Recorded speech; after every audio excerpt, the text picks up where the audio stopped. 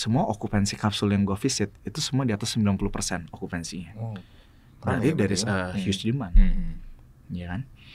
Nah, dari konsumennya yang gue tanya, semua yang stay di kapsul, semuanya happy dengan harganya, semuanya nggak happy dengan sleeping experience-nya. Boleh nggak sih gue ancurin satu hotel kamar lu, gue jadiin kapsul dengan desain yang ada di kepala gue, dan kalau misalkan nggak jalan nih, ya nggak apa-apa, gue bantu balikin lagi bentukannya. Kita bootstrap awal-awal keluar sekitar prototype lu ini deh yang lu bongkar kamar itu. Iya, 200-an lah bro. 200-an juga? Lebih ya. Companies yang blitzscale, bagian pricing itu menjadi sesuatu yang di overlook. Iya, betul sih. Iya kan? Nah, dan saat kita meng-overlook pricing strategi kita, misalnya kita kasih gratis nih, untuk lu naikin tuh susah bro. Iya, susah banget. Kenapa? Karena bukan masalahnya lu yang mau naikin, bakalan ada kompetitor lu yang juga kayak gitu. Jadi lu mau sampai kapan? Cuma gue ada pertanyaan bro, lu boleh nggak jawab ya, tapi gue penasaran. Waktu itu kan lu bikin bobok kabin di puncak ya, Megamendung ya, nggak salah. Di puncak, betul. Iya kan. Betul. Tapi kan sempat kasus ya. Itu kenapa sebenarnya? Iya.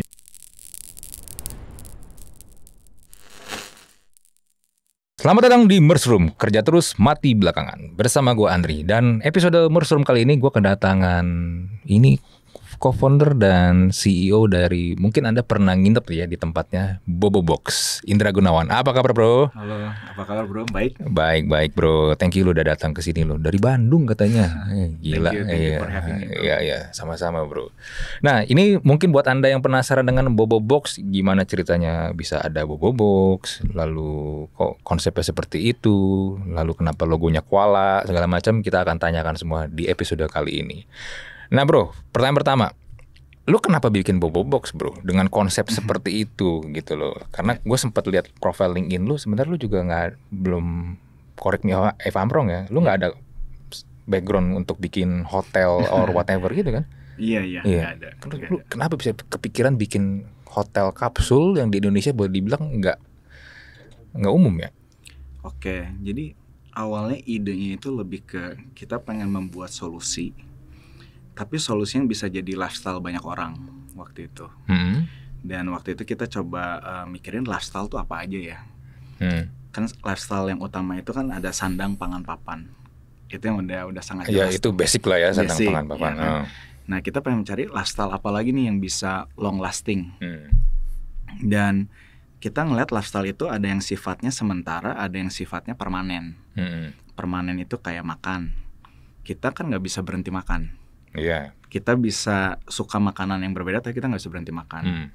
Buang air, itu lifestyle yang nggak bisa kita berhenti tuh. Buang air lifestyle ya? Ini lifestyle.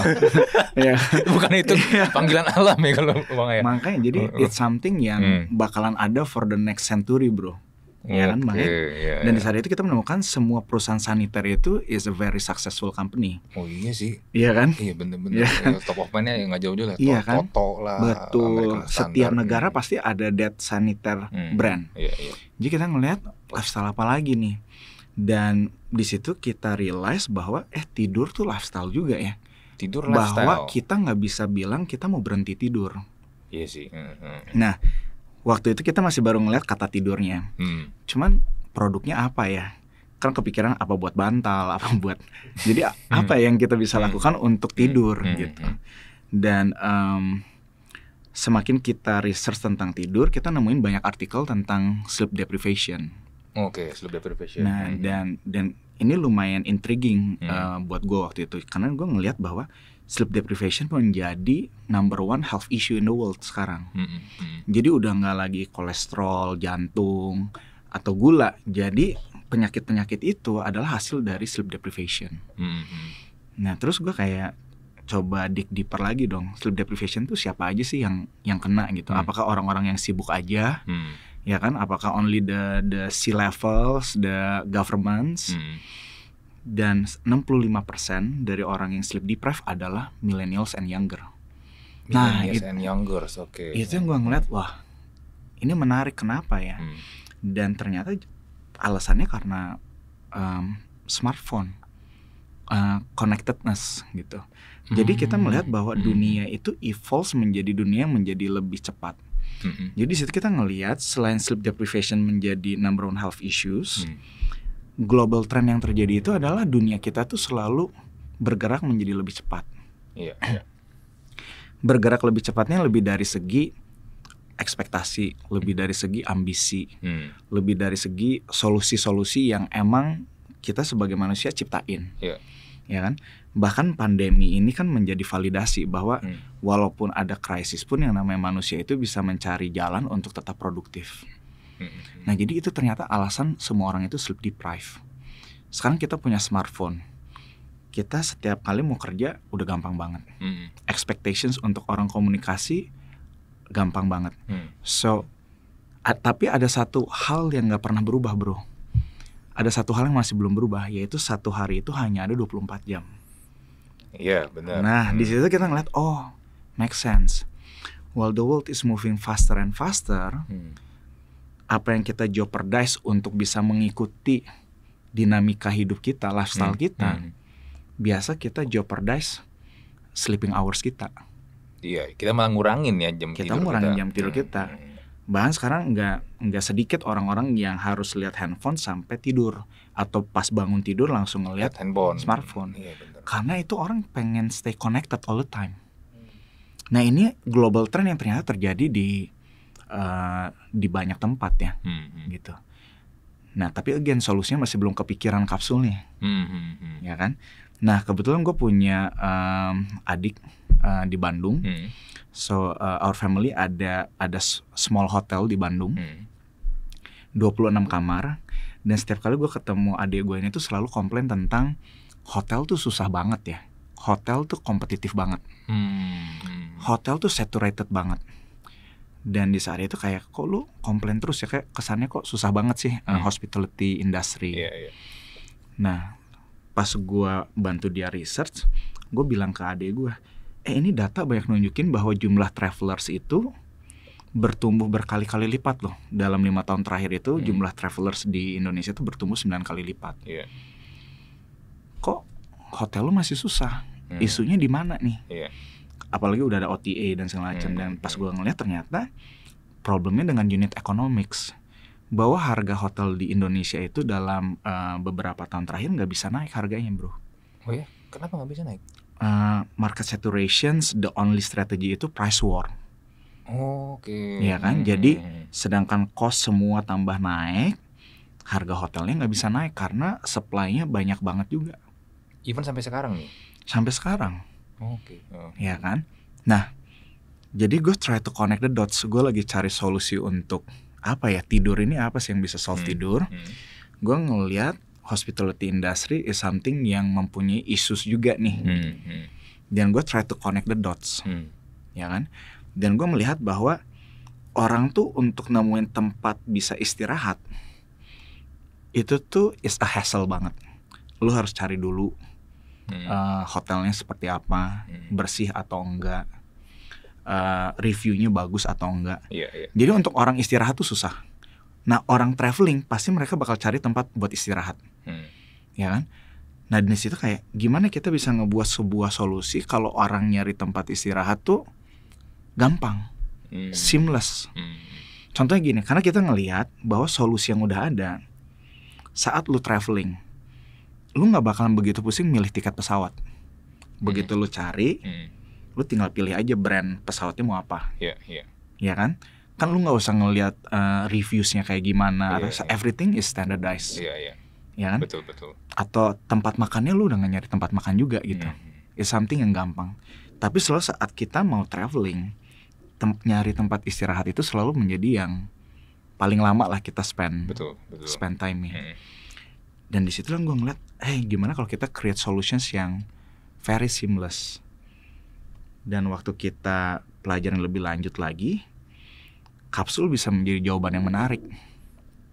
Kapsul menjadi jawaban yang menarik. Karena gue ngegali dalam banget tuh bro. Kapsul itu ada dari tahun 1979. Berarti lu ke Jepang nih? Ya ke Jepang. Gue ke Jepang, gue ke New York, gue ke Amsterdam. yang ngebuat gue kaget itu kok ternyata kapsul sekarang ada di mana-mana ya. Bahkan di Indonesia pun ada kapsul. Nah, yang menariknya adalah kalau kapsul dari 79 udah ada, kenapa baru sekarang? Kenapa nggak di tahun 90? Kenapa nggak di awal tahun 2000-an? Yeah. Itu karena lifestyle traveling baru terjadi belakangan. Yeah, bahwa traveling menjadi lifestyle baru belakangan. Sebelumnya traveling itu menjadi sebuah luxury. Bahwa ada budget airline sekarang, ya kan? Anything budget facility sekarang ada. Nah di situ bahwa ternyata ada a very big portion of budget travelers yang memerlukan tempat istirahat yang masih belum terfasilitasi dengan baik. Dan kita ngelihat bahwa kapsul dengan space efisiensinya itu solusi. Nah jadi waktu itu kita cobain beberapa kapsul yang di Jepang, yang di Amsterdam, yang di New York, dan gue ajak ngobrol guestnya. Dan semua guest yang gue tanya dan semua kapsul owner atau manajemen yang gue tanya, ada dua hal yang sama. Satu, kalau dari si kapsul hotel owner, semua okupansi kapsul yang gue visit itu semua di atas 90% okupansinya. Berarti dari huge demand, ya kan? Nah dari konsumennya yang gue tanya, semua yang stay di kapsul, semuanya happy dengan harganya, semuanya nggak happy dengan sleeping experience-nya. Karena mereka pada ujungnya, gue cuman bayar $40, $50 buat gue oke. Jadi bahwa berarti affordable pricing-nya sesuatu yang dicari banyak orang, tapi sleeping experience-nya ternyata enggak. Dan disitulah gimana waktu itu gue mencoba mendesain kapsul berdasarkan kapsul-kapsul yang udah kita visit. Gimana ngebuat kapsul bisa nyaman. Makanya kapsul kita jadi lebih besar dibandingkan dengan konvensional kapsul. Sorry bro, kalau gue potong ya. Lu sendiri gimana rasanya mencobain kapsul itu? Sleeping experience lu gimana bro? Yang jelek banget sih bro. Jadi gue cobain di yang satu tempat gue dapetin sebelah gue ternyata ngoroknya lebih gede dari ngorok gue gitu kan. Jadi kan jadi lomba-lomba. Susah tuh lomba tuh kan. Bisa kan gitu kalau orang ngorok tuh. Iya kan. Atau ada yang di satu tempat lagi gue ngerasa, karena kalau kapsul-kapsul yang ada itu kan mereka airconnya sharing ya, jadi satu ruangan mereka sharing aircon, jadi begitu kalau lu untung dapat ada tamu yang smellnya kurang sedap gitu kan, ikutan semua tuh berbaur tuh. Jadi ada experience seperti itu. Dan yang ketiga yang gue rasain adalah kapsul ini tuh hanya bisa nge-tap into niche market, kapsul yang ada di market ya, karena terlalu kecil. Gue bukan orang claustrophobic, tapi istri gue tuh nggak bisa tuh, dan gue bisa ngeliat kayaknya istri gue bakalan nggak comfortable kalau terlalu kecil ini. Makanya kenapa gue kepikiran Bobo Box itu dibuat bisa masuk king size bed. Iya. 2x1 atau berapa sih kurang lebih ya? Iya 2x1. Iya kan? Standarnya. Benar. Sedangkan kalau Bobo Box itu kita di 9 meter persegi. Oh gede ya, 9 meter persegi ya. Iya.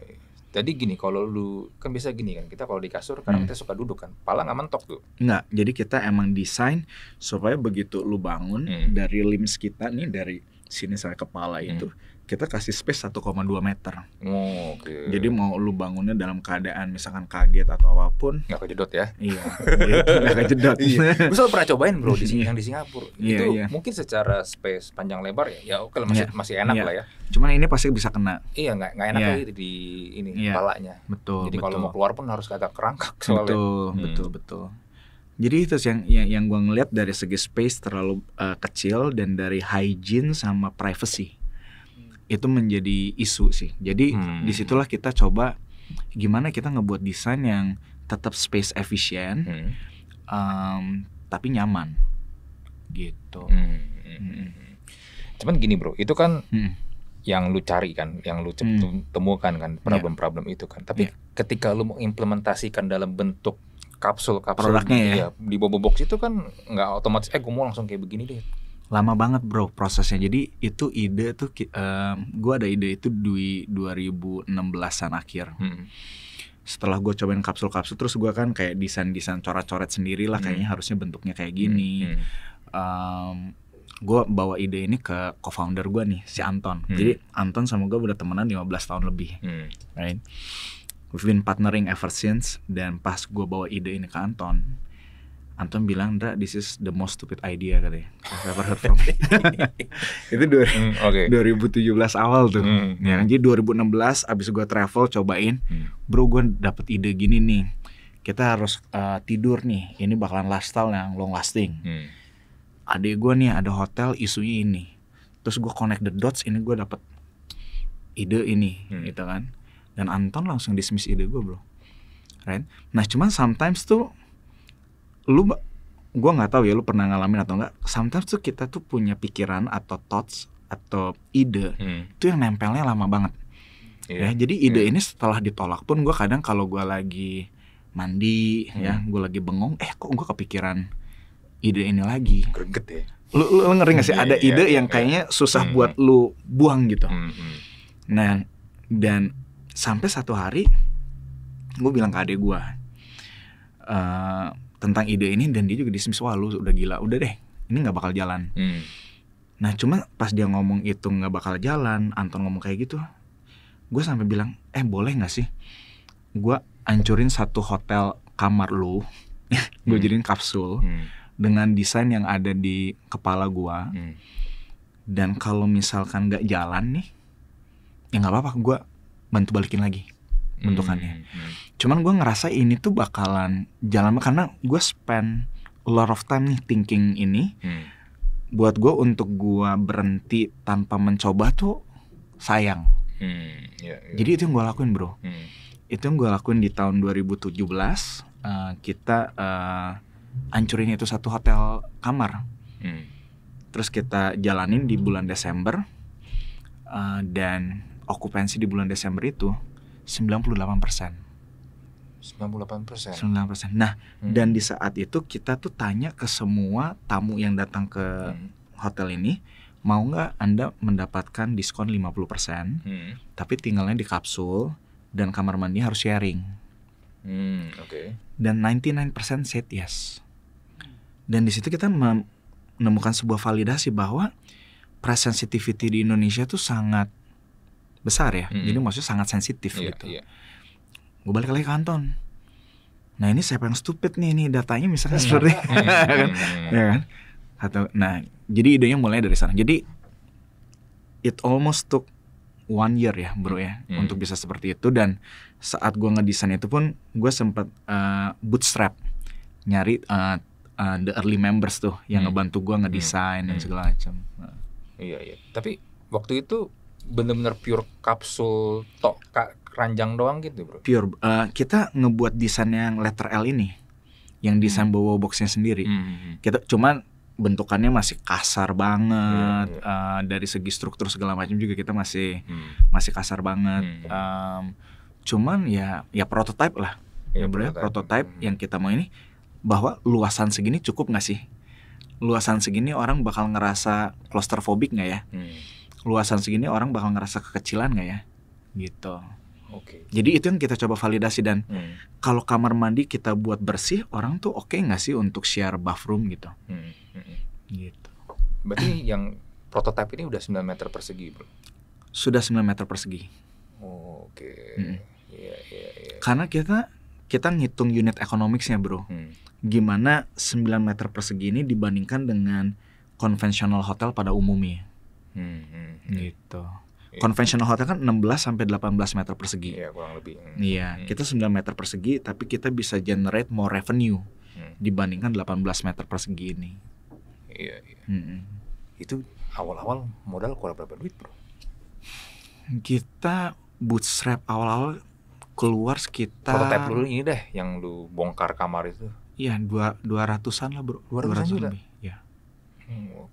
Karena kan kita harus breakdown satu kamarnya, terus udah gitu materialnya, dan pas kita coba kan nggak langsung jadi gitu, kayak ini yang ini materialnya masih salah gitu.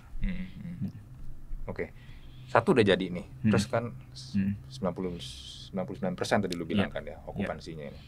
Nah cuman kan lu berarti harus nambah kamar dong. Betul. Iya kan? Betul. Lu nambah kamar. Tadi lu belum berhenti ceritanya kan. Co-founder lu itu si Anton sama adik lu nih gimana setelah ini nih? Iya. Nggak mungkin dong satu kamar itu doang kan ngandelin ya kan? Iya. Nah jadi pada waktu itu kita cuma ngeliat data itu, ya kan. Terus Anton begitu ngeliat data, wah ini menarik nih, ya kan. Jadi menarik nih, ya kan. Jadi saat itu kita bilang, gimana kalau kita fundraise through venture capital, gitu. Jadi waktu itu kan kejadian di bulan Desember, kita bulan Januari kita mulai fundraising, gitu. Kita mulai ngobrol dengan beberapa potensial VC, dan thank God ya ada yang percaya gitu loh. Walaupun saat kita fundraising lumayan susah ya, karena kan sebuah ide yang baru ya. Kita mencoba membuat modular kapsul, plus kita tambahin kita pengen integrate teknologi. Sedangkan yang prototype kita kan teknologinya belum ada sama sekali tuh. Iya. Ya kan, karena itu hanya prototype untuk memastikan ada use case-nya nggak. Nah, cuman kita nambahin teknologi karena kita pikir itu yang bakal menjadi differentiator, yang ngebuat orang bisa booking, bayar, dan transparan gitu. Ya udah kita fundraise di bulan Januari, bulan Maret kita dapat investor. Dan setelah itu kita ngebuat our first flagship di Bandung. Our first flagship di Bandung di Pasir Kaliki.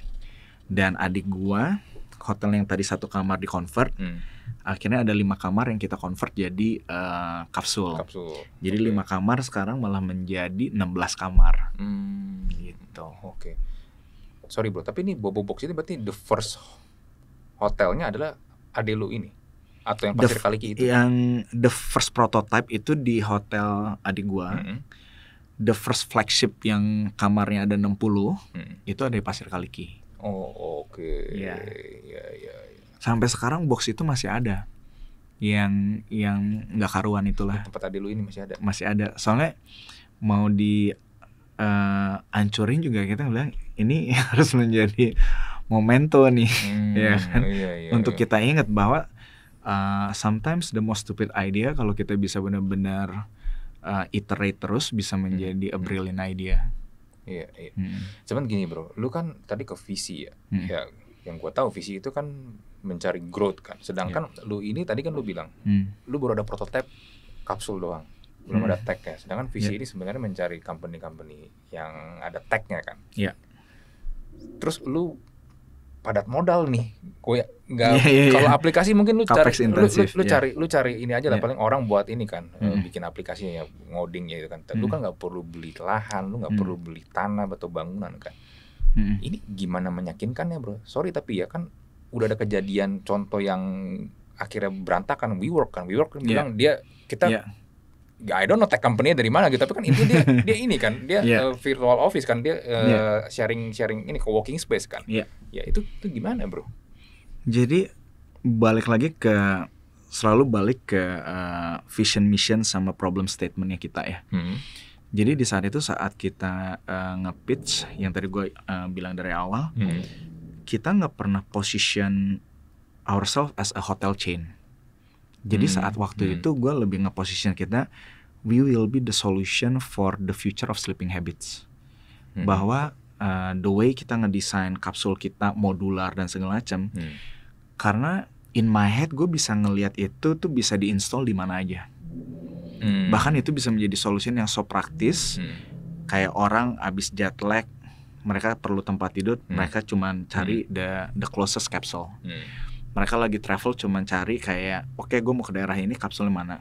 Gue retail those story lagi, bahwa kita ngelihat hotel, hospitality industry is the entry point untuk kita introduce our solution ke masyarakat ramai. Dimana use case-nya ini nanti bakalan bisa menjadi multiple purpose, multiple function. Bisa jadi box yang kita install di public facilities, bisa jadi ini bisa menjadi sebuah kapsul hotel, bisa jadi bahkan lifestyle-nya ini menjadi outdoor tourism yang kita jadikan menjadi bobo cabin. Jadi yang kita ngeliat itu adalah kita membangun sebuah company yang mengobservasi lifestyle banyak orang dan gimana kita menciptakan solusi untuk mereka bisa beristirahat at the end of the day. Kita memposisikannya itu. Nah, itu kan modularity atau kapsul ini adalah jawaban untuk scalability-nya. Jadi yang tadi lu bilang, yang padat karya segala macamnya itu disolusikan dengan modular prefabrikasi. Karena gue kebetulan punya manufacturing background. Jadi gue bilang ini yang bakal bisa nge-scale produknya. On top of that, kita tambahin teknologinya, which is si consumer app-nya dan segala macam. Itu untuk membuat operasionalnya very lean. Nah, tapi seperti yang tadi lo bilang, susah banget karena saat gua menceritakan ini dengan konteks yang belum ada barang or benchmarknya, it takes a lot of conviction kan. Iya kan? Kayak ini benar nggak ya gitu loh bakal kejadian. Jadi dan puji Tuhannya kita ditemukan dengan investors yang believe in the problem dan believe bahwa metodenya seperti ini bisa jadi jalan gitu. Nah misalnya gini bro, kalau gue punya tanah nih, gue bisa kerja sama lu misalnya, gue mau dong ini lu installin kapsul-kapsul bobox, itu bisa? Bisa, karena bisnis model kita ini grow through collaborations. Nah itu yang kita bilang ke partner-partner dan investor kita bahwa capex intensif ini bisa kita leverage dengan kolaborasi dengan pemilik-pemilik lahan, dengan pemilik-pemilik properti. Dimana kalau lokasinya sesuai, setelah kita survei, bisa kita install pots-nya. Bisa kita yang install, bisa kita co-invest bareng-bareng. And then kita do revenue sharing. Gitu. Jadi lokasi-lokasi yang sekarang kita lihat, yang lokasi awal pasti kan kita semua kita yang invest ya. Karena kita masih nge-create our first flagship. Yang later locations udah banyak yang through collaborations. Gitu. Syarat minimalnya apa bro kalau buat pengen nih, kalau gue punya tanah minimal berapa sih luasnya? Satu yang jelas lokasinya harus sesuai dulu dengan kriteria apakah marketnya ada nggak, demandnya ada nggak di sana. Kedua, kita bakal ngeliat dari segi luasannya. Tergantung. Kalau sekarang kan produknya kita ada yang kapsul, ada yang cabin. Kalau yang kapsul itu ideal jumlah kamarnya itu sekitar 60 kamar. Nah untuk 60 kamar kita perlu luas bangunan sekitar 750 meter persegi. 750 meter persegi itu nggak usah satu lantai, bisa 3 lantai, jadi 250. Jadi 2 ruko gandeng besar atau 3 ruko standar harusnya bisa tuh untuk jadi sebuah hotel dengan 60 kamar. Ya kan? Of course semakin banyak jumlah kamarnya semakin lebih menguntungkan karena kan OPEX-nya menjadi lebih efisien betul. Gitu. Oke, gue sebelum lanjut ke pertanyaan berikutnya nih, gue penasaran kenapa lu memilih namanya Bobobox sih bro? Oke. Gue kalau denger nama Bobobox gue jadi keinget Boboho ya. Iya. Jadi awalnya itu kita sempat kepikiran namanya maunya Snooze. Oke. Ya kan, Snooze. Nah terus sempat di Amrik itu ada solutions namanya Sleepbox. Oke. Ya kan. Dan gue pikir sleep itu kan bahasa Indonesia tuh bobo. Oh iya. Ya ada kan? Bobo ya kan. Iya kan. Nah, bobo yuk. Iya kan. Jadi jadi waktu itu kita pikir Bobobox, terus kita tes aja bro, tes ke teman-teman dekat yang kayak menurut kalian Snooze atau Bobobox ini, dan semuanya ngomong Bobobox lebih catchy gitu. Lebih enak sih juga menyebutnya namanya. Kan, Bobobox gitu. Terus koala itu kenapa pilihnya koala? Nah waktu kita desain logo, kita pengen desain something yang orang melihat itu tahu itu berhubungan dengan tidur. Ya kan. Dan kebetulan gue sama Anton kita dulu kuliah di Australia. Dan jadi kita tahu nih koala itu kan hewan yang hibernate most time. Iya betul. Ya kan, of the day gitu loh. Jadi kita ngeliat ini benar-benar representatif nih what a good deep sleep is gitu. Ya kan, koala itu bisa tidur 20 sampai 22 jam per hari. Iya, kalau nggak salah dia cuman melek sekitar 3 jaman Iya kan? masalah Jadi is a very good deep sleep gitu. Jadi kita ngeliat kayaknya cocok nih di Bobox itu, ini bakal menjadi fasilitas untuk lu mempunyai a quality deep sleep. Gitu. Oke. Jadi lu pilihnya koala karena hal itu ya. Iya. Gue pikir kenapa nggak kebo gitu kan, orang kebo lu tidur mulu ya kan. Iya. Bisa juga ya. Kebo Bobox sih misalnya Iya. Oh, tapi lu pilihnya koala. Sebenarnya koala juga lebih imut sih ya. Soalnya ya waktu itu kita nyariinnya, soalnya buat kita pencapaian sukses Bobox itu adalah saat solusi kita bisa mencapai sebuah stage di mana semua orang kalau ke Bobox itu bisa mendapatkan a good deep sleep. Okay. Menurut kita that will be the definition of successnya. Ya kan, kayak orang mungkin bisa tinggal di resort, di 5-star hotel atau segala macam, but when they are super tired, we wanna be the top of mind. Oh, gue lagi capek banget nih hari ini, gue maunya ke Bobox deh for a good deep sleep.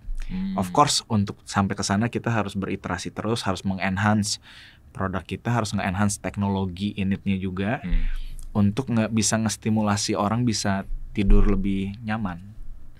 Oke.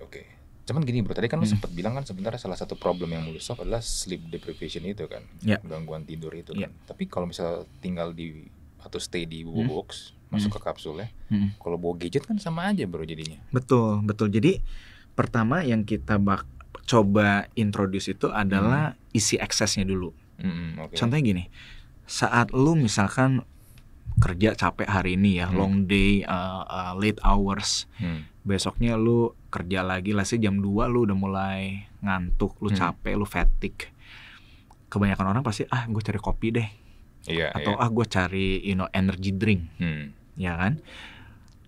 Karena menurut lu itu yang bakal ngebuat lu nggak ngantuk. Betul nggak? Itu yang bakal nge-boost you up. Sebenarnya ada istilah power nap yang semua orang juga sebenarnya tahu itu tuh efektif banget. Iya betul power nap. Kan? Cuma buat lu tiba-tiba tidur di atas meja kerja lu atau apa, yang ada kan lu encok gitu kan, maksudnya badan lu malah jadi nggak enak. Sedangkan untuk lu istirahat di hotel terdekat, pricing point nggak make sense, ya kan? Nah, Bobox ini kita mau menyediakan options di mana you know what, kalian bisa tidur loh di daerah dekat sini, harganya di bawah 200.000, kalian bisa take a quick shower, kalian bisa take a power nap, tanpa harus fork out too much money. Dan untuk lo ngebooking dan segala macam, biasa kan lo kalau ngebooking hotel, bersih nggak ya, ya kan, reviewnya bagus nggak ya.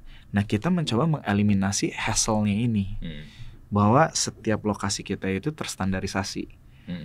Jadi kita mau introduce to our guest, ya udah begitu perlu istirahat tinggal cari the nearest box aja untuk istirahat. Jadi yang kita try to introduce itu adalah easy access-nya.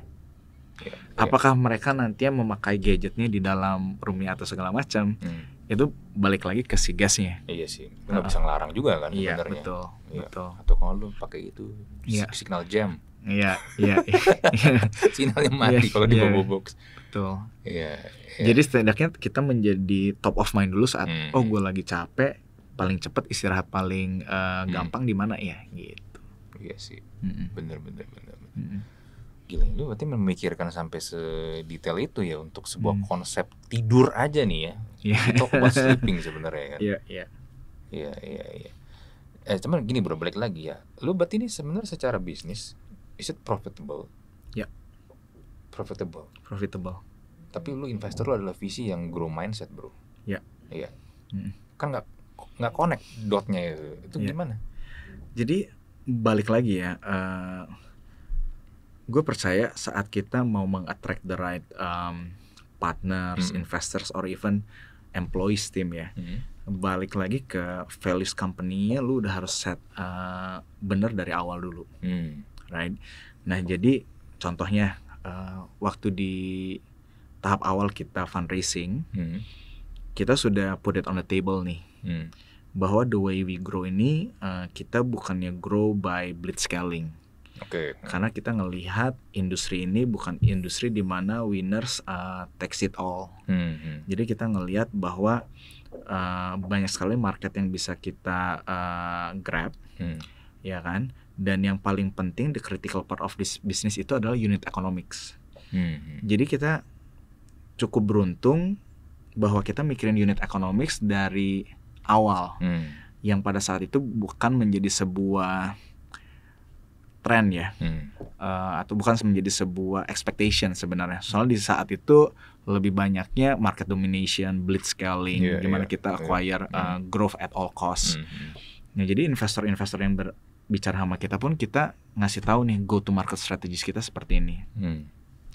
Number of inventories kita bukannya yang kita bakal gas geber untuk jumlah inventories kita nambahnya bermultiplikasi, tapi yang kita pastikan adalah yes, kita bakal grow fast, tapi while we are growing fast, kita juga have to anticipate and make sure occupancy rate kita tinggi. Dan kita juga harus make sure bahwa pricing point kita stay cocok gitu loh. Karena kenapa? Kebanyakan companies yang blitzscale, bagian pricing itu menjadi sesuatu yang di overlook. Iya, betul sih. Iya kan? Nah, dan saat kita meng-overlook pricing strategi kita, misalnya kita kasih gratis nih. Untuk lu naikin tuh susah. Bro, susah banget. Kenapa? Karena bukan masalahnya lu yang mau naikin, bakalan ada kompetitor lu yang juga kayak gitu, jadi lu mau sampai kapan? Ya kan, jadi pricing strategi itu harus jelas. Dan di sini yang kita tawarkan itu adalah sebuah basic need yang orang tuh willing to pay already loh gitu. Hotel industry tuh udah ada dari ratusan tahun lalu. Udah ada value that people are willing to pay. Nah, jadi kita make sure itu juga terjaga.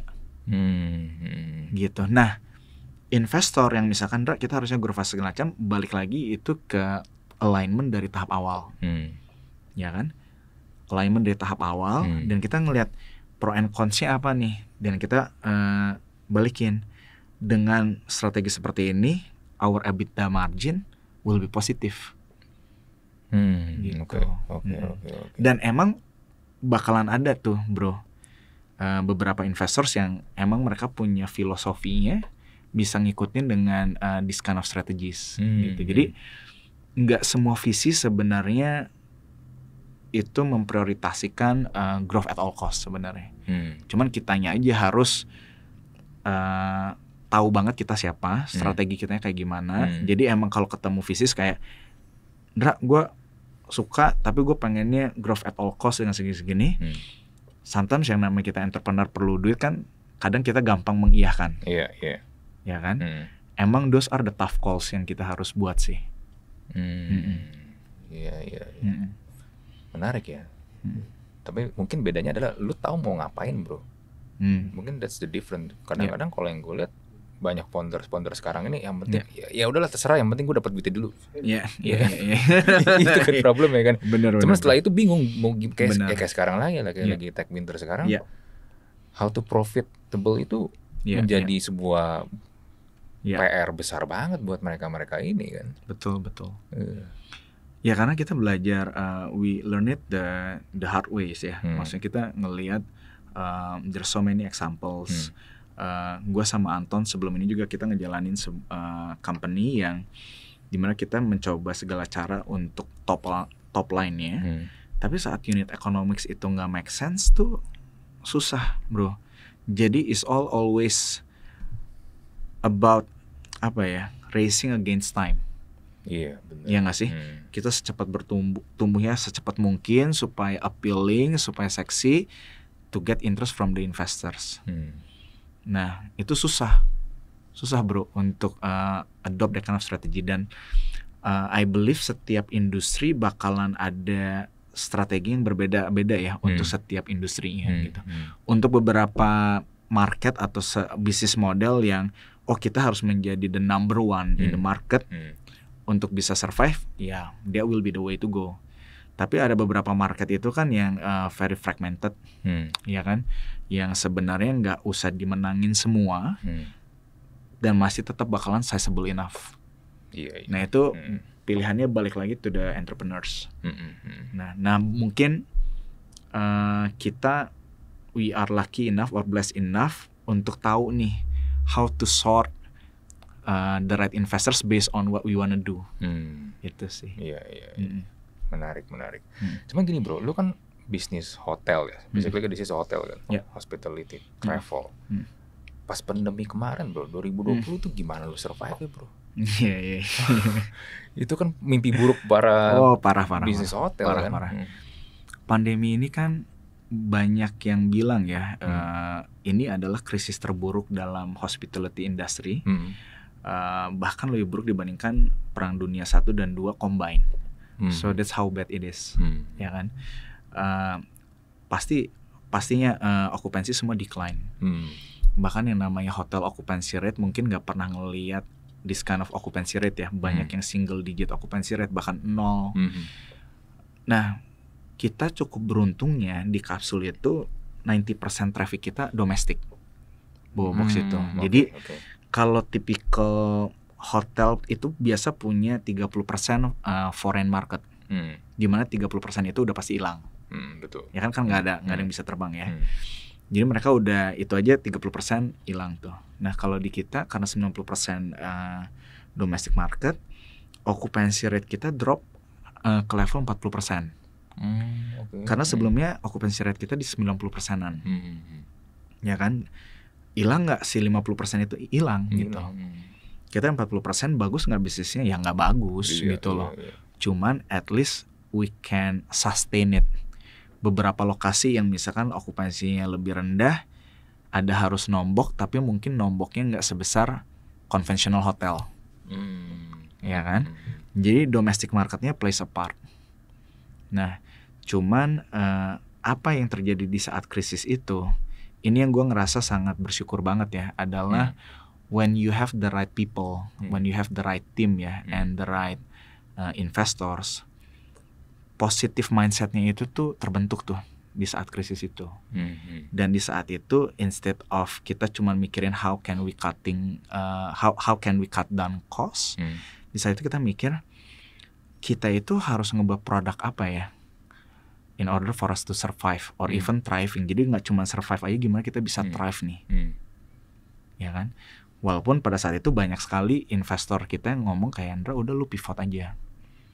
Karena hospitality is slowing down. Kan semua story-nya negatif semua di hospitality kan. Kita ngelihat the big hospitality players laying off people gitu kan.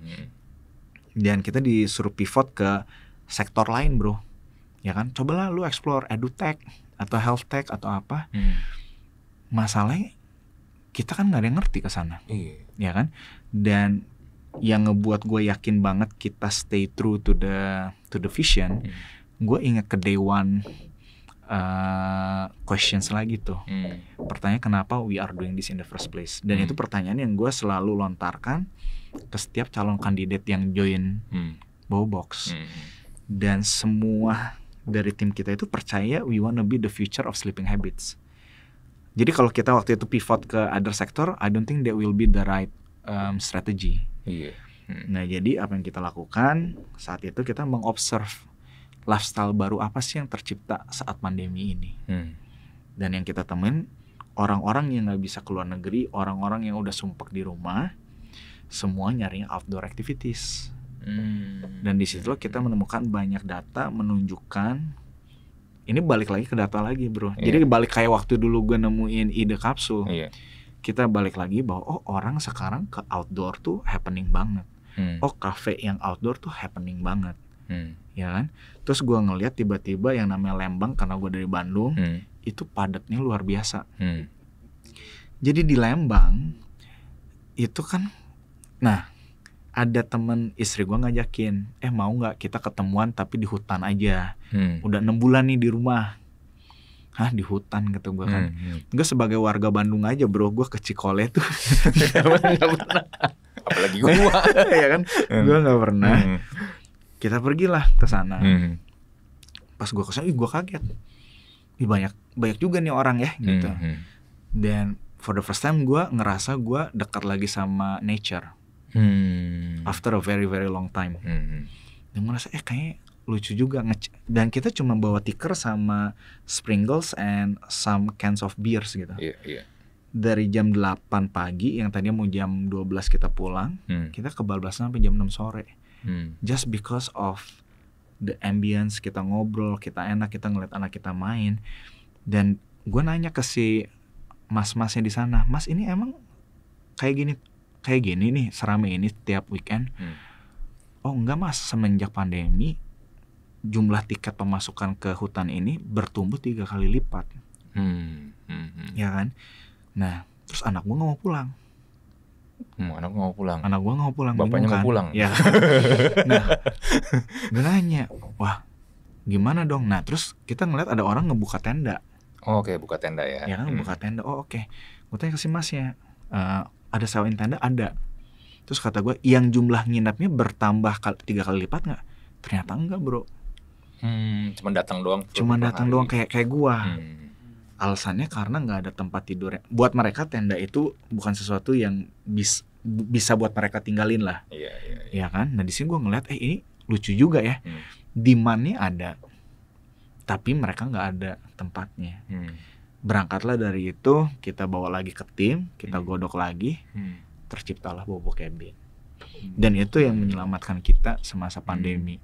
Other than si kapsulnya kita try to sustain, Bobo Cabin mendongkrak pendapatan yang kita hilang karena pandemi. Gitu. Orang observe banget ya bro. Iya lumayan bro. Ngeliat ini, udah begini, situasi seperti ini, kira-kira ada opportunity apa. Betul. Gitu. Kita observe desainnya seperti apa, kamar mandinya seperti apa. Kita cobainnya juga nggak mau cobain yang di Cikole di Lembang karena di sana daerah rame. Gue bilang kita cobain cabinnya di Ranca Upas. Ranca Upas itu 1,5 jam dari Bandung bro.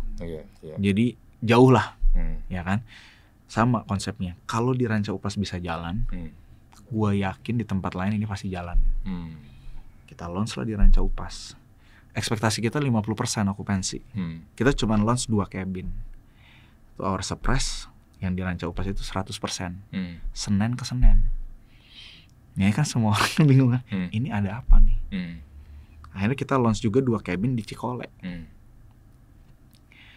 Yang di Cikole kita launch Selasa jam 3 sore. Jam 6 sore kita fully book untuk 1 bulan bro. Untuk 1 bulan? Iya. Gila. Nah disitulah kita ngeliat adanya product market fit. Cuman betul, balik lagi yang tadi gue bilang, gue sangat bersyukur kita dikelilingin tim yang tepat. Tim yang mau sama-sama observe dan beriterasi ya. Iya. Menarik ya. tapi memang begini sih bro, memang harus kita tuh kalau mau lihat peluang tuh kadang-kadang mungkin orang menganggap ya biasa aja gitu kan, bukan sesuatu yang istimewa. Tapi ketika mungkin kita mencoba dari point of view yang berbeda nih, ya sometimes there's a chance ya kan, there's opportunity kan, yang you never know gitu. Iya. Dan itu yang lu dapetin di Bobo Box dan di Bobo Cabin akhirnya. Betul. Sekarang kan ya. Yang tadi gue bilang sih, sometimes like apa ya, ide yang biasa aja, kalau emang kita spend enough time and effort untuk kita iterasi aja. Karena kita gini loh, saat kita punya ide, kita bawa, kan nggak langsung bagus tuh ya. Betul, harus dipoles. Nah masukan-masukan yang diterima sama kita jangan dibawa baper, tapi dipakai untuk iterasi. Gitu. Iya. Menarik. Nah, cuma gue ada pertanyaan bro, lu boleh nggak jawab ya, tapi gue penasaran. Waktu itu kan lu bikin Bobo Cabin di puncak ya, Mega Mendung ya, nggak salah. Di puncak, betul. Iya kan. Betul. Tapi kan itu sempat kasus ya. Itu kenapa sebenarnya? Iya. Nah jadi ini ya again lah, ini kita semua sambil belajar ya. Jadi gini, Bobo Box Capsule itu is a new product. Dan saat kita pertama kali try to launch juga, kita pasti have to deal with regulations kayak ini tuh apa ya izinnya ya. Karena kan bentukannya kan apa sih ini, wisma bukan, pondokan bukan, hotel bukan. Long story short, kita udah bisa figure out. Nah untuk Bobo Cabin beda treatment. Bobo Cabin sebenarnya treatmentnya lebih gampang karena bisa dipakai sebagai wisma dan pondokan bentukan cabin. Nah yang kita nggak tahu adalah bahwa saat lo mau ada izin, itu kan kita biasa minta izin ke si pemilik lahan. Dan lahan yang di Gunung Mas itu kan lahan PTPN sebenarnya, right? Jadi kita buka lahan di dalamnya, di mana kita sudah mendapatkan persetujuan. Nah, yang tidak kita tahu ternyata di Indonesia itu di setiap daerah itu ada yang namanya regulasi lokal. Regulasi lokal. Betul, something yang kita nggak expect. Nah, regulasi lokal ini ya adalah beberapa dokumen yang harus kita comply. Ya walaupun akhirnya kan awalnya kan pasti langsung rusuh, karena untuk kita langsung bubarin kan nggak mungkin bro, karena kan tamu-tamu lagi pada stay juga tuh, ya kan? Betul. Nah, cuman pada saat itu dibanding kita langsung yang bersikeras atau asal, di Bobox kita selalu believe in compliance. Jadi setiap lokasi kita comply to the regulations. Yang kita lakukan adalah kita reach out ke stakeholders yang terlibat. Kita bilang baiknya seperti apa nih, ya kan? Baiknya seperti apa? Kita ketemu juga dengan pemilik lahannya. Kita bertemu juga dengan dinas pariwisata untuk nanya masukan sih gitu, nanya masukan. Ini baiknya seperti apa yang bisa dilakukan, dan ya untungnya ya setelah diskusi ada solusi.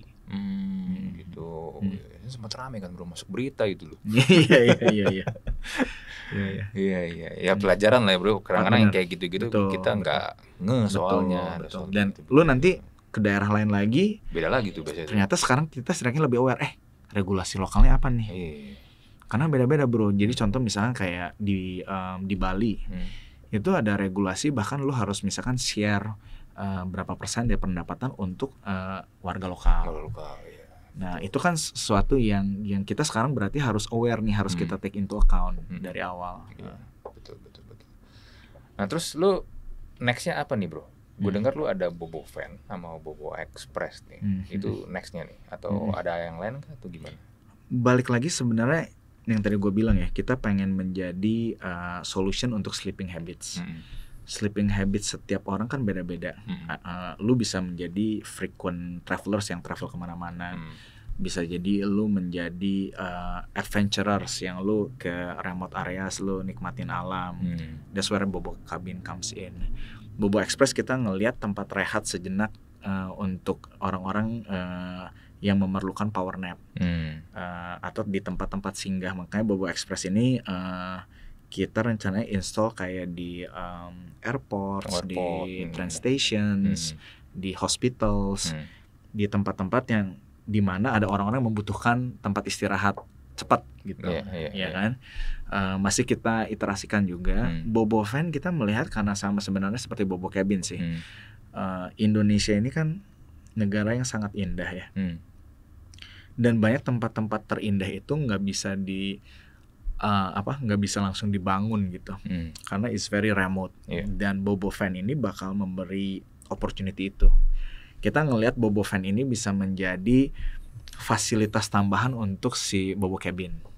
Ya, let's say lu tinggal di gunung ini, tapi lu pakai Bobo Van, lu bisa ke puncak gunungnya.